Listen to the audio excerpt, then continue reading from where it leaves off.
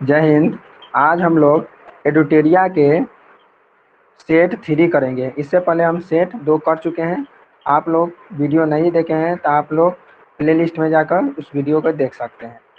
यदि आप लोग को वीडियो पसंद आए तो लाइक और सब्सक्राइब भी कर लीजिएगा और दोस्तों के पास में शेयर भी कर दीजिएगा। तो बिना समय गवाए हम लोग चलते हैं क्वेश्चन नंबर 1 की ओर। क्वेश्चन नंबर 1 है, समझौता ज्ञापन MOU की पद्धति सर्वप्रथम किस वर्ष शुरू किया गया था? तो MOU की पद्धति है वह 1987 से 88 में शुरू किया गया था। आगे हम लोग चलते हैं क्वेश्चन नंबर 2 की ओर। क्वेश्चन नंबर 2 क्या है? राष्ट्रीय वनीकरण एवं पारिस्थितिकी विकास बोर्ड NAEB की स्थापना भारत सरकार द्वारा कब की गई थी? तो NAEB की स्थापना भारत सरकार द्वारा 1992 ईस्वी में किया गया था। चलते हैं क्वेश्चन नंबर 3 की ओर। क्वेश्चन नंबर 3 है, रेखा समिति का संबंध निम्नलिखित में से किससे है? रेखा समिति का संबंध अप्रत्यक्ष कर से है। किस कर से है? अप्रत्यक्ष कर से है। आगे चलते हैं क्वेश्चन नंबर 4 की ओर। क्वेश्चन नंबर 4 क्या है? क्वेश्चन नंबर 4 है, राष्ट्रीय महिला कोष की स्थापना किस पंचवर्षीय योजना के दौरान हुआ था? तो राष्ट्रीय महिला कोष की जो स्थापना हुआ था वह 8वीं पंचवर्षीय योजना के तहत हुआ था। आगे हम लोग चलते हैं क्वेश्चन नंबर 5 की ओर। क्वेश्चन नंबर 5 क्या है? निम्नलिखित किस मंदिर में 12 मीटर ऊंचा एक शिखर है जो भारतीय मंदिर निर्माण में शिखर का प्रथम उदाहरण है? यह हो जाएगा दशावतार मंदिर, देवगढ़। दशावतार मंदिर उत्तर प्रदेश के ललितपुर जिला के देवगढ़ में स्थित है। यह भगवान विष्णु को 10 अवतार को समर्पित है। इसको याद रखिएगा, यह भगवान विष्णु के 10 अवतार को समर्पित है। आगे हम लोग चलते हैं क्वेश्चन नंबर 6 की ओर। क्वेश्चन नंबर 6 है, जलोढ़ मिट्टी में किसकी उपलब्धता सर्वाधिक होती है? जलोढ़ मिट्टी में पोटास की जो उपलब्धता होता है वो क्या होता है? सर्वाधिक होता है। आगे हम लोग चलते हैं क्वेश्चन नंबर 7 की ओर। क्वेश्चन नंबर 7 है, माउंट हैरियट किसकी सबसे ऊंची चोटी है? माउंट हैरियट जो है वह दक्षिणी अंडमान की सबसे ऊंची चोटी है। याद रखिएगा, माउंट हैरियट दक्षिणी अंडमान की सबसे ऊंची चोटी है। हम लोग चलते हैं क्वेश्चन नंबर 8 की ओर। क्वेश्चन नंबर 8 है, ब्राह्मणी एवं बैतरणी निम्न में से किसकी सहायक नदी है? तो ब्राह्मणी एवं बैतरणी यह महानदी की सहायक नदी है। इसको आप लोग याद रखें कि ब्राह्मणी एवं बैतरणी किसकी सहायक नदी है? महानदी की सहायक नदी है। महानदी को उड़ीसा का शोक भी कहा जाता है। इसके ऊपर एक बांध भी निर्मित है जिस बांध का नाम है हीराकुंड बांध।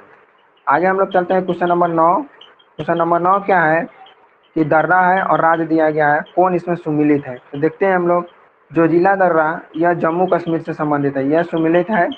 और रोहतांग दर्रा हिमाचल प्रदेश, यह भी सही है कि रोहतांग दर्रा हिमाचल प्रदेश में है। चांगला दर्रा मेघालय, चांगला दर्रा मेघालय में नहीं है, चांगला दर्रा लद्दाख में पड़ता है, इसलिए यह क्या हो जाएगा? गलत हो जाएगा। और बोमडिला दर्रा अरुणाचल प्रदेश, तो बोमडिला जो दर्रा है वह अरुणाचल प्रदेश में स्थित है, इसलिए इसका राइट आंसर क्या हो जाएगा?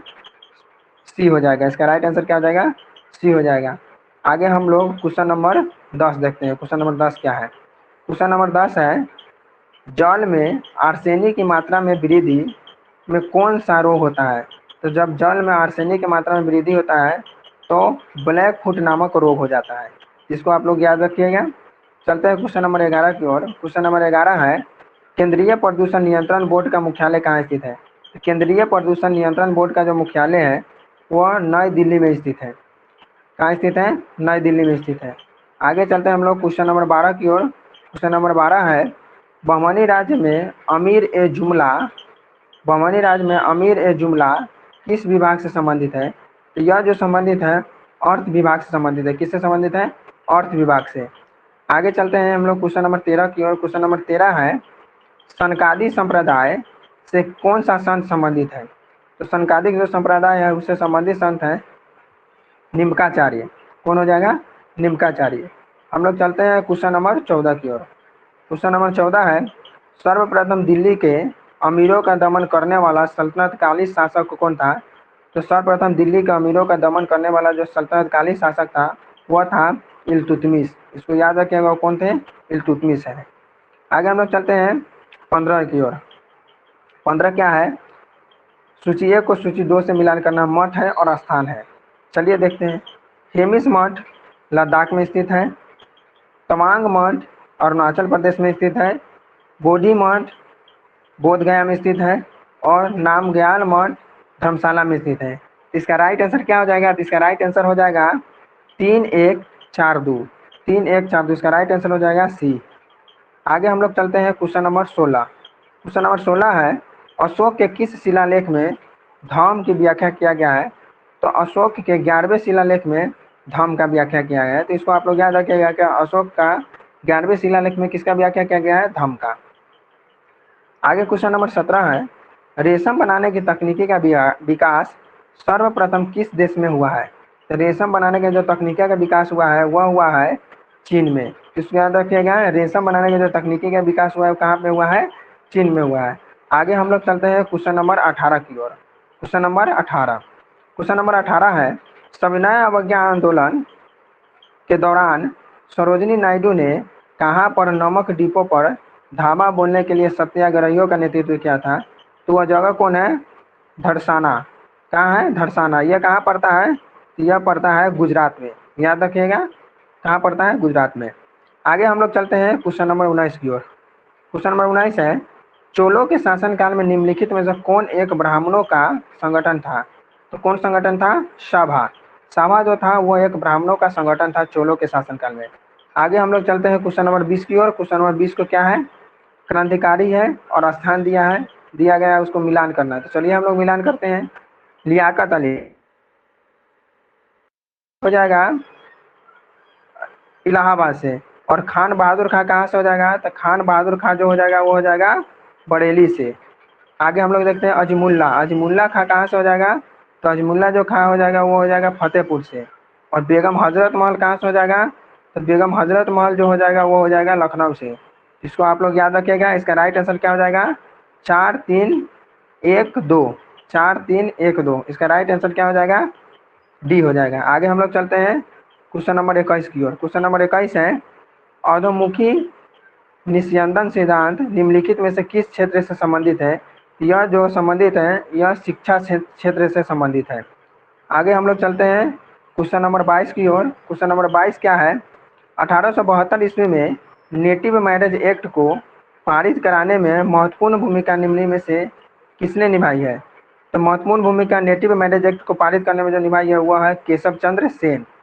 आगे हम लोग चलते हैं क्वेश्चन नंबर 23 की ओर। क्वेश्चन नंबर 23 क्या है? देखते हैं क्वेश्चन नंबर 23, निम्नलिखित में कौन सी घटना सबसे पहले हुआ है? तो निम्नलिखित में जो घटना हुआ है सबसे पहले हुआ है रॉलेट एक्ट, फिर हुआ रॉलेट सत्याग्रह, फिर हुआ अमृतसर अधिवेशन, उसके बाद में लास्ट में कौन हुआ? जलियांवाला बाग हत्याकांड। तो सबसे पहले इसमें कौन हुआ? Rowlatt act. इसलिए इसका राइट आंसर क्या हो जाएगा? Rowlatt act. आगे हम लोग चलते हैं क्वेश्चन नंबर 24 की ओर। क्वेश्चन नंबर 24 क्या है? भारत के संविधान सभा का गठन किसके प्रस्ताव पर किया गया था? तो भारत के संविधान सभा का जो गठन किया गया था वो कैबिनेट मिशन के प्रस्ताव पर गठन किया गया था। आगे हम लोग चलते हैं क्वेश्चन नंबर 25 की ओर। क्वेश्चन नंबर 25 क्या है? निम्नलिखित में से मैकियावेली के लिए सरकार का कौन सा रूप आदर्श है? तो मैकियावेली बोले थे कि हमको क्या चाहिए? सरकार कैसा होना चाहिए? गणतंत्रात्मक होना चाहिए। तो इसलिए इसका राइट आंसर क्या हो जाएगा? गणतंत्र। आगे हम लोग चलते हैं क्वेश्चन नंबर 26 की ओर। क्वेश्चन नंबर 26 क्या है? निम्नलिखित में कौन सा रीत व्यक्तिगत स्वतंत्रता का बुलवर्क है? तो क्या हो जाएगा? बंदी प्रत्यक्षीकरण। बंदी प्रत्यक्षीकरण जो होगा वो क्या होगा? व्यक्तिगत रीट। ये जो रीट है व्यक्तिगत स्वतंत्रता का बुलवर्क है। आगे हम लोग चलते हैं क्वेश्चन नंबर 27 की ओर। क्वेश्चन नंबर 27 क्या है? क्वेश्चन नंबर 27 है, निम्नलिखित में कौन सा भारतीय संविधान द्वारा प्रत्याभूत मौलिक अधिकार है? यह हो जाएगा समानता का अधिकार, जो भारतीय संविधान द्वारा प्रत्याभूत मौलिक अधिकार है। आगे हम लोग चलते हैं क्वेश्चन नंबर 28। क्वेश्चन नंबर 28 है, भारतीय संविधान में राज्य के नीति निर्देशक तत्वों को शामिल करने का मुख्य कारण क्या है? तो भारतीय संविधान में राज्य के नीति निर्देशक तत्वों को शामिल करने का मुख्य कारण कल्याणकारी राज्य की स्थापना है।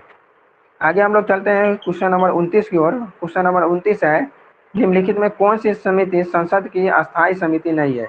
वह अस्थायी समिति है। तो क्या हो जाएगा इसका राइट आंसर? वित्त मंत्रालय के परमादर्श शास्त्री जो समिति होती है, परमादात्री जो समिति होती है वो क्या हो जाएगा? एक अस्थायी समिति नहीं है। बाकी यह तीनों लोक लेखा समिति, प्राक्कलन समिति और लोक उपक्रम समिति अस्थायी समिति है।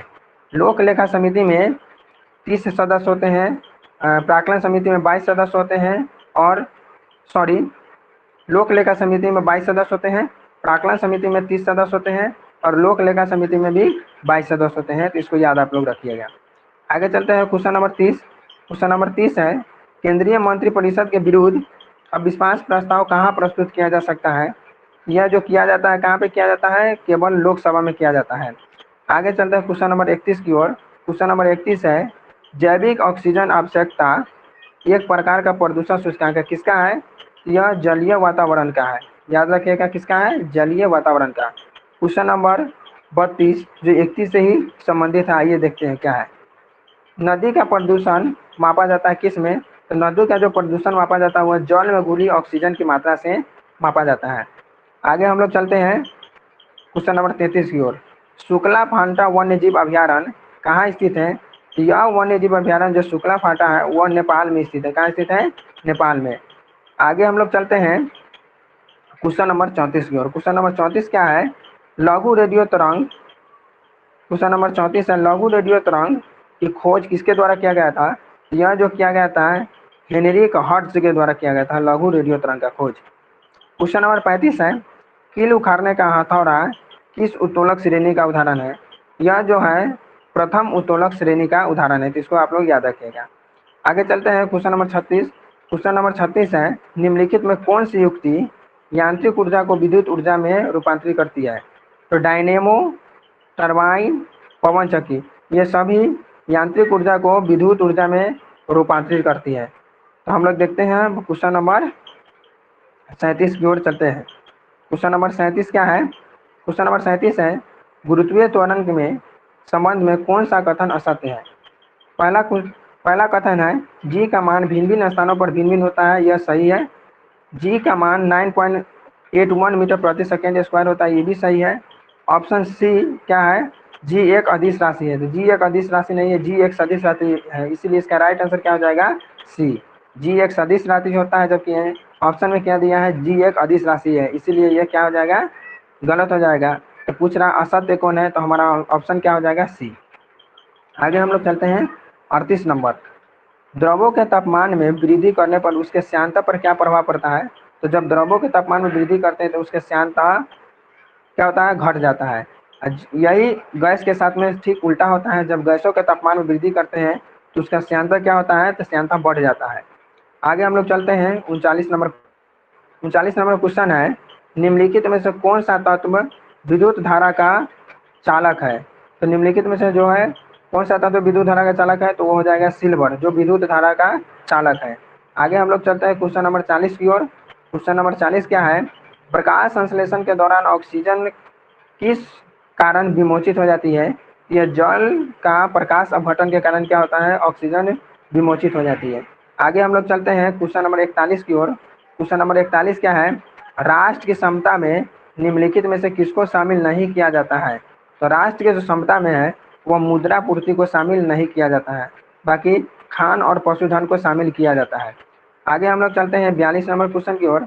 42 नंबर क्वेश्चन है, बंदी की दुविधा या प्रिजनर्स डायलेमा शब्द निम्नलिखित में से किससे संबंधित है?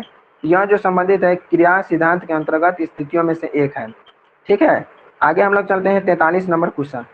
43 नंबर क्वेश्चन है, UANDP का बहुयामी निर्धनता सूचकांक कितने प्रतियों से मिलकर बना है?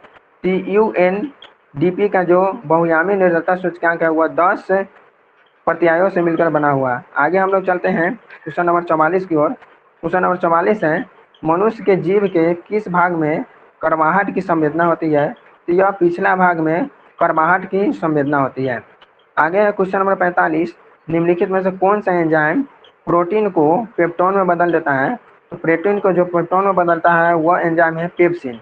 ये तो याद रखिएगा, पेप्सिन पेप्टोन। इसको 2-3 बार पढ़िएगा, याद हो जाएगा। ठीक है।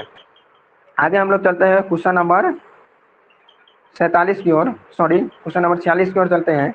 निम्न में से कौन सा विटामिन हमारे शरीर में सबसे तीव्रतम बनता है? तो यह विटामिन डी है जो हमारे शरीर में सबसे तीव्रतम बनता है। उसके बाद में बोलेंगे, याद रखिएगा कौन सा विटामिन डी है जो हमारे शरीर में तीव्रतम रूप से जल्दी बनता है। आगे हम लोग चलते हैं क्वेश्चन नंबर 47। क्वेश्चन नंबर 47 है, निम्नलिखित में से किस भाग में पाचक एवं श्वसन नलियाँ क्रॉस करती है? यह ग्रसनी से पाचन एवं श्वसन नलियाँ क्या है, क्रॉस करती है। आगे हम लोग चलते हैं क्वेश्चन नंबर 48 की ओर। क्वेश्चन नंबर 48 है, रक्त में मूत्राम्ल के उच्च स्तर के कारण निम्नलिखित में से कौन सा रोग होता है। जब रक्त में अम्ल का स्तर अधिक हो जाता है तो उससे एक रोग होता है जिसे गठिया रोग कहते हैं, उसी को गाउट भी बोला जाता है, तो इसको याद रखिएगा। आगे हम लोग चलते हैं क्वेश्चन नंबर 49 की ओर। क्वेश्चन नंबर 49 है, आँख का वो कौन सा भाग है जिसमें वर्णक होता है जो किसी व्यक्ति की आंखों का रंग निश्चय करता है। तो यह कौन हो जाएगा, यह हो जाएगा आइरिस। आइरिस जो होता है वो किसी भी व्यक्ति के आंखों का रंग निश्चित करता है। आगे चलते हैं हम लोग क्वेश्चन नंबर 50 की ओर। क्वेश्चन नंबर 50 क्या है, गोल कृमि एक मानव परजीवी है जो निम्न में से किस में पाया जाता है। यह जो पाया जाता है वो पाया जाता है क्षुद्रांत में। क्या पाया जाता है, क्षुद्रांत में। गोल कृमि क्षुद्रांत में पाया जाता है, आप लोग इसको याद रखिएगा। आई होप आप लोगों को यह वीडियो पसंद आया होगा। पसंद आया होगा तो लाइक कर दीजिएगा और चैनल को सब्सक्राइब कर दीजिएगा ताकि आगे इसी तरह का वीडियो आपके लिए लाते रहें। जय हिंद।